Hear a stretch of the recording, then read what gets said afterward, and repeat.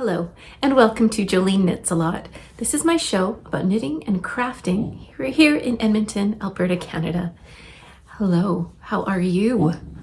I'm in the middle of a polar vortex, and my corgi blue is not happy about it.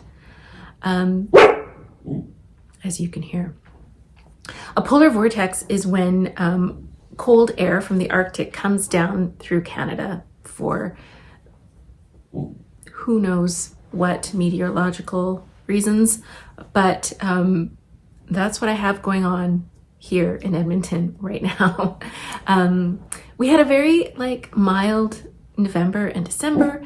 We had no snow for Christmas. It was seasonally warm until last week when the temperature dropped dramatically. We got some snow, which isn't a bad thing, but here at Jolineknitsalot headquarters, it is currently minus 37 degrees Celsius. This is what that is in Fahrenheit, because I don't know that off the top of my head. But suffice it to say, it is cold. It is the kind of cold where you just don't spend any time outside if you can help it. It's the kind of cold that makes your eyelashes freeze. It's the kind of cold where you can feel little ice particles on your skin when you go outside, so you have to really cover up every inch of your skin. And this is the season that knitters are preparing for. We all have our stack of hand knit sweaters, and I know I have been wearing a lot of hand knit sweaters right now. It's just necessary. Not only am I wearing a hand knit sweater, it's a brand new hand knit sweater. I saved it for this occasion, partly because it's my birthday and partly because I wanted to share it with you. So here, let me show you what I'm wearing. Ta-da! It is my Spice Bloom sweater. As you can see, there she is. I finished it in the last I finished it probably a couple of weeks ago, shortly after I spoke to you last time. It is knit in a really lovely yarn. It is called Magpie Fibers Quartet, and it's worsted weight, so it is a bit of a warmer sweater. I knit this size because I can't remember which one I did, but it's got some positive ease, and I really, really love the fit of it. I think it fits really nicely. This sweater was a challenge for me because I have not knit a lot of intarsia. I mean, I have knit some small amounts of intarsia, but not a lot. And this chart was really a big chart. As you can imagine, you saw how big this the flower is on this sweater. And so it was a challenge for me. I'm not gonna lie. And is this sweater perfect? No way. There's lots of mistakes, but I don't know that you would notice them because you see the flower is a big picture. So I try not to be too worried about the little mistakes that I make because in the bigger whole, no one's gonna notice unless I point them out. And honestly, I can't remember where those mistakes were, so it's no big deal. The sweater yarn that I used, as I said, is from Magpie Fibers. I purchased a kit when they went on sale in November, I think. And this is a really lovely yarn. It's quite bouncy. It's got a relatively high twist, but it's quite a bouncy yarn. And so for color work, I feel like it worked. I'm gonna stand up again. For color work, I think it worked really well. This section here with the two different colors of pink, which are beavers, by the way. This one is a little bit bougie, and this one is dear, which one is it? I'll include it in the show notes below. This section here is all stranded color work, and then when you get to these big chunks here, that's where the intarsia happens. So there is both stranded color work through here and then intarsia knitting for the bigger chunks. So that was part of the challenge. I'm pretty comfortable with stranded color work, but when you combine it with some intarsia, it becomes a bit trickier. Overall, I'm really happy with how this sweater turned out. I have lots of the colors left over, the green, the pink, and the pink. It's gonna bug me now. What is that beaver called? A little bit bougie and bougie beaver. Okay, there, we got it. So yeah, I'm really happy with how it turned out. I don't have a lot of worsted weight sweaters because I have found in the past that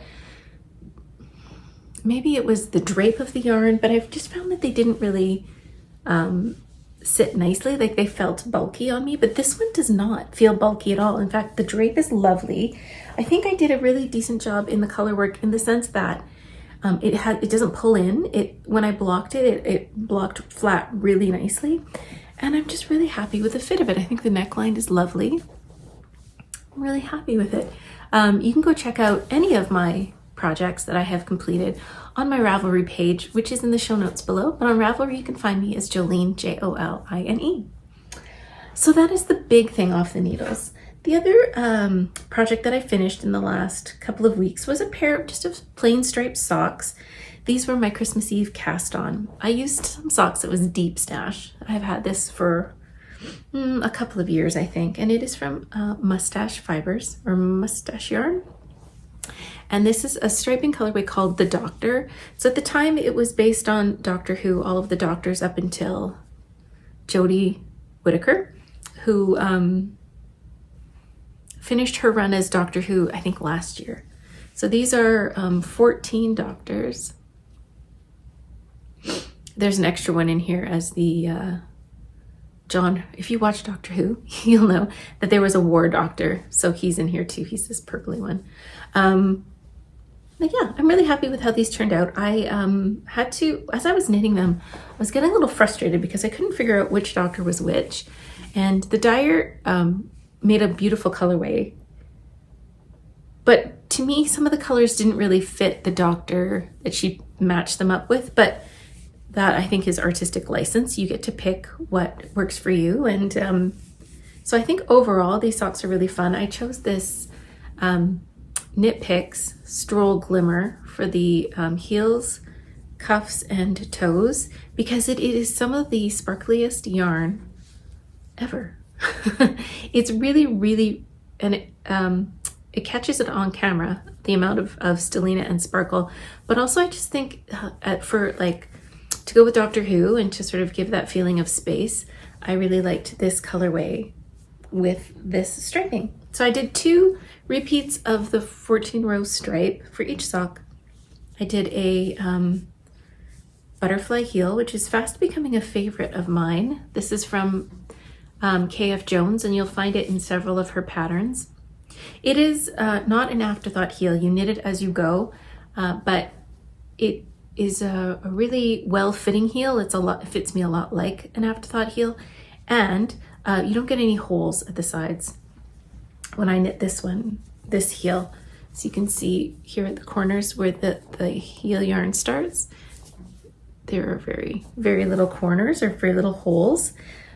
So those are off my needles, and I'm not sure where these are going to go. They might go in the old stash box. I noticed that there have been some socks taken out over the holiday period for birthdays and holidays, so it's time to stock it up again. And those are the things that are off my needles right now. I have a couple more knits. I always, when I cast something off, I tend to cast on something in the same sort of category. For me, it's usually socks and sweaters, but sometimes it's socks and shawls or shawls and sweaters. Right now I'm working on a pair of sport weight socks. Again, this year I'm going to be trying to work through my sock stash. And so I pulled out my January bag.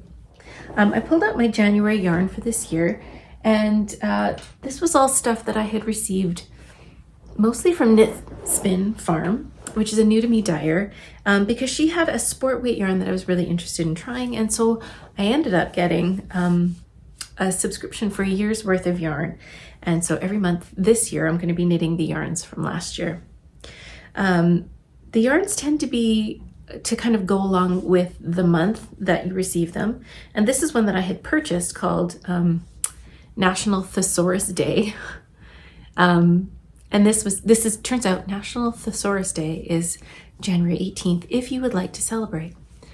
This is some beautiful self-striping yarn in a sport weight. So I'm knitting it on 2.75 millimeter DPNs. It came with a coordinating mini, And my younger daughter said, oh, that looks like Rapunzel, which actually now that she said it, it's absolutely right. These shades of purple and gold do remind me of Rapunzel now that I'm in it. Again, I did a butterfly heel. You can see that I'm getting a lot of use out of that pattern. The butterfly heel is not a pattern that you can purchase just on its own, just the heel. It is a part of other patterns that Kay has published, and I got it in my fairground socks pattern. And so once I started knitting those fairground socks and I found out that I really like the heel, I have continued using it for other socks, especially plain self-striping socks. Right, I'm using 56 stitches on 2.75 millimeter needles for this sport weight yarn, and this is all I have done so far. I kind of have put these on, not the back burner, but I haven't been working on socks as much because I've been working on something else that I'm going to show you in a little bit. But I have a volleyball tournament for my daughter tomorrow where I'll be spending a lot of time in a noisy gym. So I imagine that I will get at least the first sock done and possibly the second sock started. This sock yarn that I'm using is a Targhee Sport Base. It's quite lovely. I would not call it rough at all. It's not super soft, but it's also not at all rustic. It's quite, I'm getting quite a firm fabric, which I think will be really cozy for the next Polar Vortex that comes along. And once I finish those January socks, I have pulled from stash another skein of yarn that I can be working on before I'm ready for February's. This sock kit, I guess, that I pulled out is also from Knit Spin Farm. I'm having a very Knit Spin Farm year. This is Corriedale sock. So the Targhee is a very smooth, I would say high twist sock yarn. And this Corriedale, to me, looks a little bit looser. It's a little bit, I wouldn't say rougher feeling, but it's got more of a halo, I would say, than the Targhee Sport. Here, let's see if I can hold them side by side. Ooh. One is in a ball and one is in a skein, so it is a little bit difficult to compare. But can you see that this one is a bit more tightly spun and smoother, and this one is a little bit looser spun, and it seems to have a bit more of a hairy halo, which is difficult to see on camera. This color that I'm going to be knitting is called Winter Bird Feeder. I don't know about you, but the older I get, the more I notice birds. In fact, my husband and I were on a walk last week before it got really cold. And we were out for a walk one morning and we saw these birds in the tree. And so, of course, we took a picture, came home to see what they were. And they were a Bohemian waxwing. We're learning a lot about local birds. And so this winter bird feeder seemed somewhat appropriate.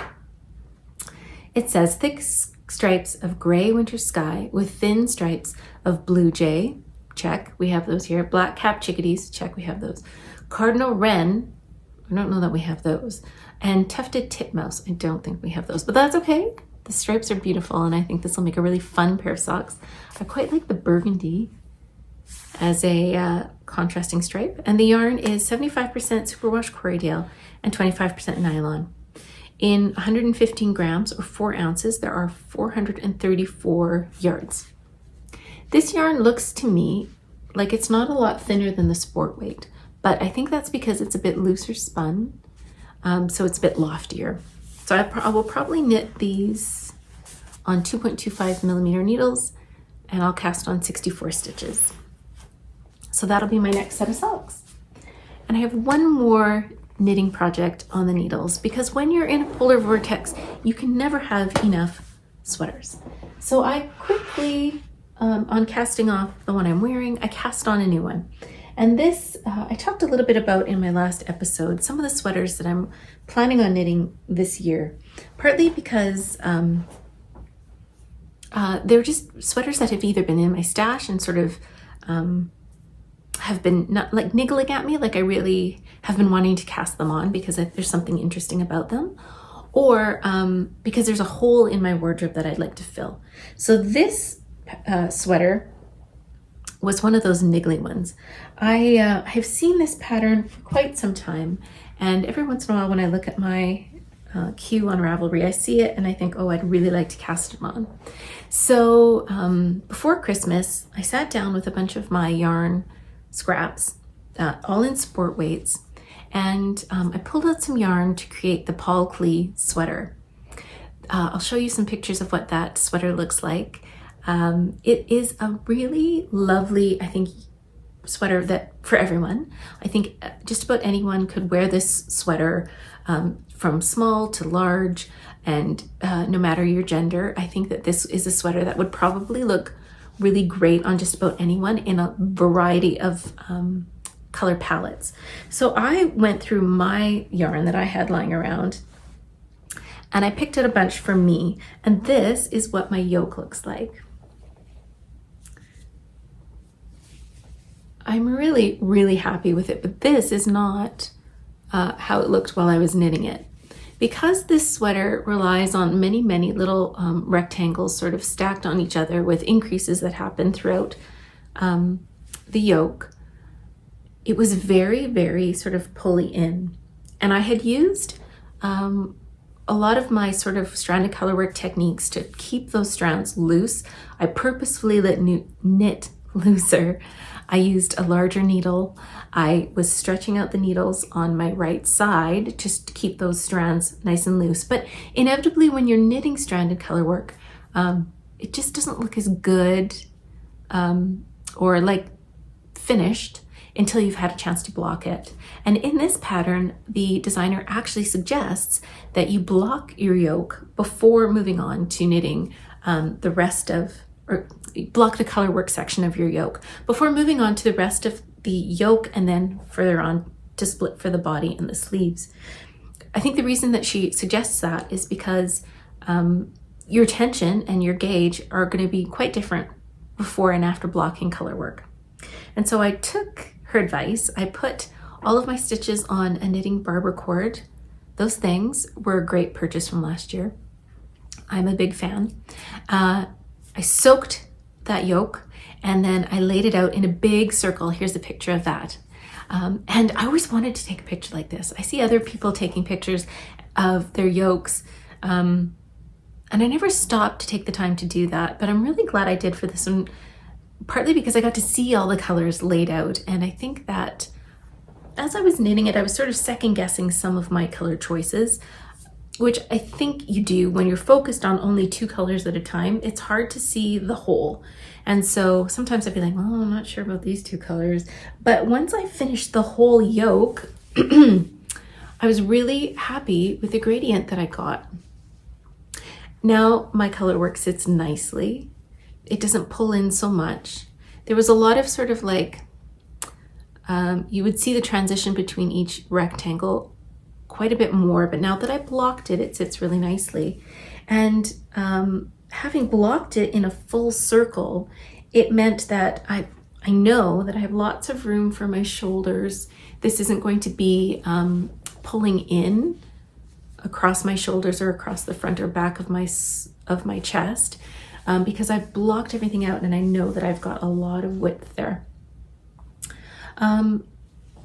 So having finished all that, I put all of my stitches back on the needles and I continued. The rest of most of this color work is knit with leftovers from stripes pullovers that I made using Farmer's Daughter Fibers Recollect, which is a really beautiful and somewhat rustic sport weight yarn. So a lot of those are from the two stripes that I made.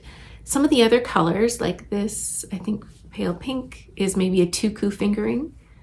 I think that this bright green and this light blue, possibly some other colors, are from John Arbon Exmoor socks. So the one thing that was pretty consistent in all of the yarns that I've used is that they are a non-superwash, and they are mostly a woolen spun. So you can see that it gives quite a uniform texture to the fabric. I think this sweater is going to be quite cozy through the yoke section because it is all essentially a double a doubled fabric, because for every section, here's my ends, for every section you've got the knitting in the foreground and you've got strands in the background. So all of that is going to keep me extra warm through a Polar Vortex. I also have to say that knitting this right now is keeping me kind of cozy, because it's quite a soft and warm fabric. So while I'm knitting on it, it feels nice and warm. The body of the sweater is being knit using a Ulysses, which I showed you last time. It is a Natura. I don't know that I said that right. It is a yarn from France.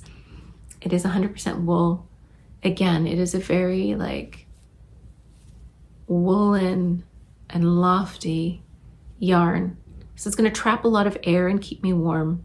And I just love the sort of character of the color of this yarn, because it's so not hand spunny, but it's got that like tonal quality to it. It's not like 100% one color. And I think it's a lovely background for all of these colors in the yoke. The color I'm using is called Salt and Pepper in French. That's the translation. And now I'm simply working on the body. I have put my sleeves again on barber cords. They were a great investment. I would recommend you try them if you haven't already. And I'm just simply knitting. So I've got some plain knitting.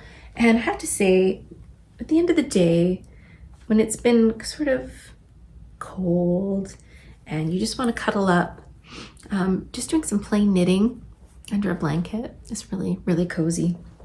So for your next Polar Vortex, I'd recommend one of these sweaters.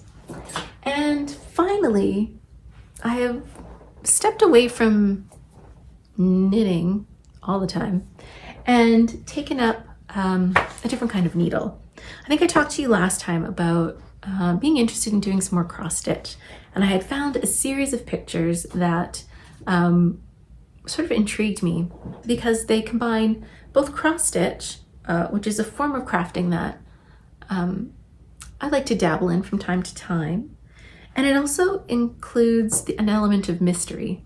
So there are 5 pictures in this series, all of which are related to a mystery that's happened, and each picture represents a who, what, where, when, or why. This is the first picture that I'm working on. It's called Luna's Living Room. And this series is by Diana Waters, who is a Canadian crafter. I believe she lives in Ontario. And she can be found at Diana Waters Handmade, which is an Etsy store. I'll link in the show notes below. So this is the first room. It's called Luna's Living Room.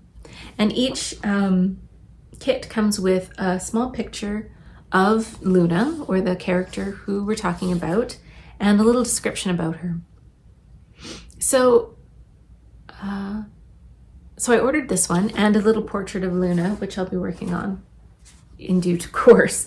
But when I opened up this kit, I will be honest with you, I was overwhelmed because there was a lot of colors. I'm used to working on some sort of smaller, more contained cross-stitch pictures, which don't have nearly as many colors as this one does.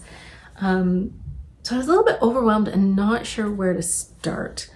But I sort of started in the center, which is kind of what I always do with cross-stitch pictures. And then I started working on some of the frameworks. So if you can see in this picture, I started working on the shelves and then this cabinet, because I thought that's a good place to start. The chart is broken down into pieces. So here's one page of the chart. Here's another page of the chart. And then there's 2 sort of quadrants in the bottom. So I started working just on this section, and I thought if I just work on the framework, that'll give me a place to start. And then I started picking away at all the other little colors. And this is where I'm at. So I have to say I'm pretty impressed with my progress. Once I got over the whole, oh my goodness, this is a lot of colors, I'm not sure I can do this, and just started, it kind of has flown along quite nicely. I'm not quite finished this section. I still have to put in some hands on the clock and some other little details. But this, that one side of the chart is mostly completed. Is it perfect? No. I have definitely made mistakes. Do I care? Not especially. It's just been fun to do something else and sort of, I guess, just express my creativity in another way.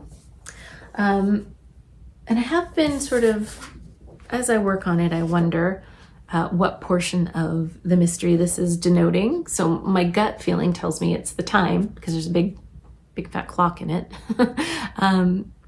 But it's been fun to just sort of work on and, so, like I said, express myself in a different way. So I have a couple of little things to finish up here. And then I'm going to move on to this nice big window. So I'll keep you posted as this goes along. As I said, I have just been working on this when I have time. But it has been a really fun craft to pick up and to sort of, I guess, explore. This picture is in a few ways more challenging than previous ones that I've done, mostly because a lot of the cross-stitch pictures I have done were only cross-stitch, with the occasional half-stitch. This one has a bit more embroidery, so you can see some of these little flowers are just, not really backstitch, but just stitched in. There's a bit more backstitch. This palm plant, as you can see, is got some back stitching. And then there are some nice French knots, which I'm quite happy with how they turned out for little flowers. Yeah, it's been a fun challenge, and it's been a nice change of pace. I don't know how long it's going to take me to work through this picture, or if I'm going to knit all of them. I don't know. It's just going to be a one at a time sort of process. But like I said, you're along for the ride, so I will let you know how things are going. So in the next couple of weeks, I've got some socks to finish, and I've been working on a lovely cozy sweater, which I think I'll get a lot of wear out of. Some little dabbling in cross stitch, and then plans for some birdwatcher socks. Maybe I should make for those for my husband. I'll let you know what I decide. And I'll let you know if I see any other unusual birds in this neck of the woods. I hope in the next couple of weeks you find some time to do things that you like to do, which I hope include staying warm. My poor little doggy has been stuck inside. We're only letting him outside, mostly for bathroom breaks, because it's just too cold. And he's not super interested in going outside either, but that means that he's kind of stuck inside and a little bit bored. So we're all looking forward to being able to go for some longer walks when the weather warms up next week. As I said, I hope that you're staying warm, staying cozy, and staying creative. And I hope in the next couple of weeks you find time to do the things you like to do. I know I plan on knitting a lot. I'll see you soon. Stay warm. Bye.